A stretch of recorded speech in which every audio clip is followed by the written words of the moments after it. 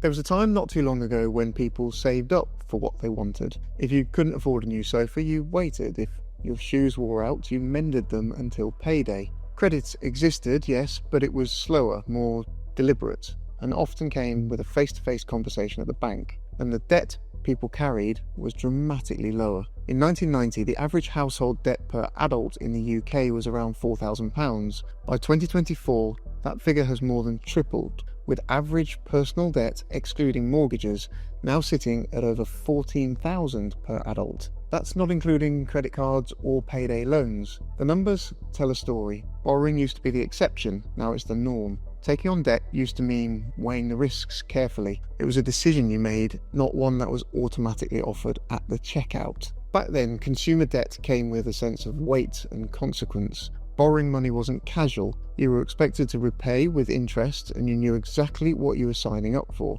Advertising for loans came with a sense of caution. Being in debt wasn't normalised, it was something you tried to get out of, not something you casually dipped in and out of.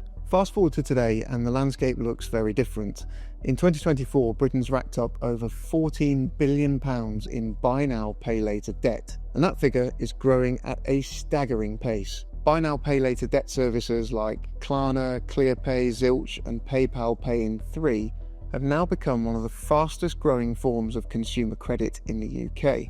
With just a few taps at checkouts, shoppers can defer payments on everything from sneakers to sushi, often with zero interest. There's no paperwork, no lengthy application, no real pause to think, just a button that says pay later. It's marketed as convenience, as flexibility, as freedom. But is this trend truly harmless, or is it causing people to live beyond their means? For decades, credit cards were the go-to option when people wanted something they couldn't afford. With interest rates often hovering between 20 and 35%, at least there was an understanding that delaying full payment would cost you. That cost was visible, and for many it acted as a natural break. Buy now, pay later flips that psychology. Instead of paying £100 up front, you see 4 payments of £25.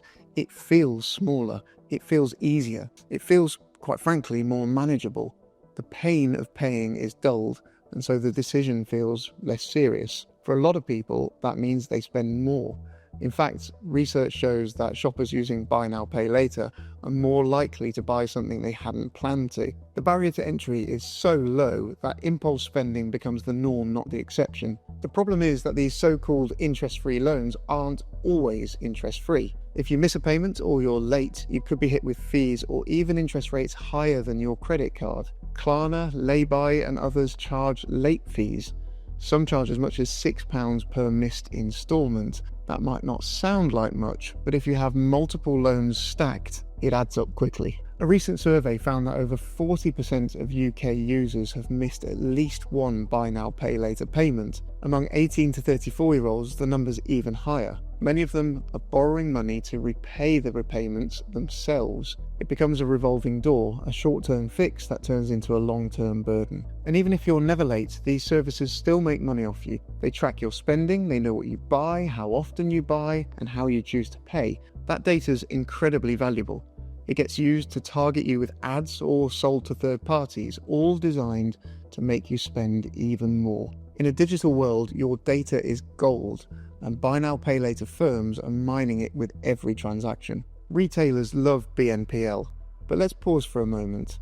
What's in it for the buy now, pay later companies themselves? If they're not charging you interest up front, how are they making their money? The answer lies in 3 places: the cut they take from retailers, the data they collect from you, and the penalties they impose. If you miss a payment, many BNPL providers hit you with fees or penalties. That's a major source of profit. It might be just a few pounds each time, but multiplied across millions of users, it adds up fast. People are more likely to buy, and more likely to spend more when they use BNPL. That's why retailers are willing to pay providers as much as 8% of the transaction value. That's double what they usually pay to credit card companies. And guess who absorbs that cost? You do. Whether you use BNPL or not, the higher merchant fees are baked into the prices of everything. You're paying for other people's flexibility, whether you choose to or not. Until recently, these companies operated with almost no regulation. There were no checks, no balances, no credit reporting. But starting in 2026, the Financial Conduct Authority is stepping in. New rules will require BNPL firms to run proper affordability checks, be clear about fees, report to credit agencies, and give users access to the financial ombudsman. It's a big shift and one that aims to stop people from getting trapped in debt they can't afford. But regulation won't fix everything. One of the biggest problems is loan stacking.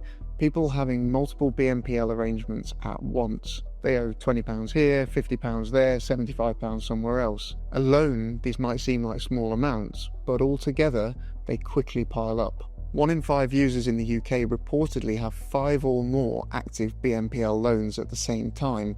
That's how people fall behind. And when they do, they get hit with late fees, damage to their credit score, or worse, end up borrowing again just to make payments. BNPL has now expanded far beyond fashion and electronics. You can now defer payments on food, medical care, and even rent. That's a worrying development. It turns basic necessities into liabilities. And once people start using BNPL to cover essentials, it becomes clear that the model isn't offering flexibility. It's masking financial instability. If you need to break up a payment on your groceries or heating bill, that's not financial empowerment, it's a warning sign. Some people have even started using credit cards to pay off their BNPL debt. That's not just a debt cycle, that's a trap. You're using one form of debt to service another, kicking the can further down the road. It's not solving anything, it's just burying the problem deeper. Now, you might be thinking, I've used these services and never had a problem, and that might be true. Like with credit cards, some people manage debt well, but the majority don't. Nearly 70% of UK BNPL users are already juggling other forms of debt. Many are under 35, many don't fully understand the risks, and all of us, even those who never touched BNPL, are paying more because of how the system works. So what's the solution? The simplest advice is this: treat BNPL like cash. If you wouldn't hand over the full amount today, you probably shouldn't be buying it. And if you do choose to use one of these services, set aside the money immediately. Don't wait for the payment to come due, because if the money's not already in your account, you're taking a risk. The truth is, if something is free, you're probably the product. And when you look closely at buy now, pay later, it's not hard to see who's really benefiting. It's not the shopper, it's not even the retailer. It's the system built on your delay, your data, and your dependence.